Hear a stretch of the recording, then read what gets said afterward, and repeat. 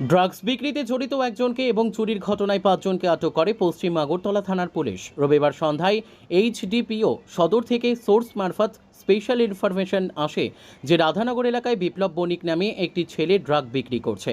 রাধানগরে police তাকে আটক করে। তার কাছ থেকে পুলিশ 135টি ড্রাগসের কৌটা উদ্ধার করে, যার বাজার মূল্য 50,000 টাকার মতো, ওজন 2.70 গ্রাম। তাকে জিজ্ঞাসাবাদ করে পুলিশ জানতে পারে তার সঙ্গে আরও 5 জন ওই ড্রাগস ব্যবসায় জড়িত আছে। যদিও পুলিশ অভিযান চালিয়ে তাদেরকে আটক করতে পারেনি, খুব শীঘ্রই তাদের জালে তোলা হবে বলে জানান পুলিশ আগরতলা থানার ওসি পরিতোষ দাস। অপর একটি ঘটনায় ওসি জানান, গত 5ই আগস্ট একদল দুষ্কৃতিকারী চোর বরজলা স্কুল থেকে কিছু ফ্যান, কম্পিউটার, অ্যাক্সেসরিজ এবং কিছু আসবাবপত্র চুরি করে নিয়ে যায়।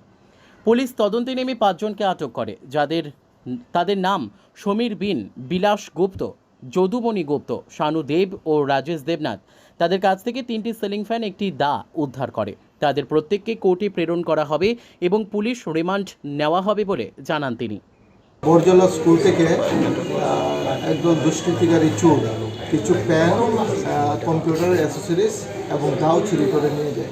পরবর্তী সময় আমাদের কাছে একটা কমপ্লেন আসে, এই বেসিসে আমরা একটা কেস রেজিস্টার করি, যার নম্বর হলো 95/2024 under section 3314305 within bracket 5 of BNS অনুযায়ী আমরা কেস রেজিস্টার করি।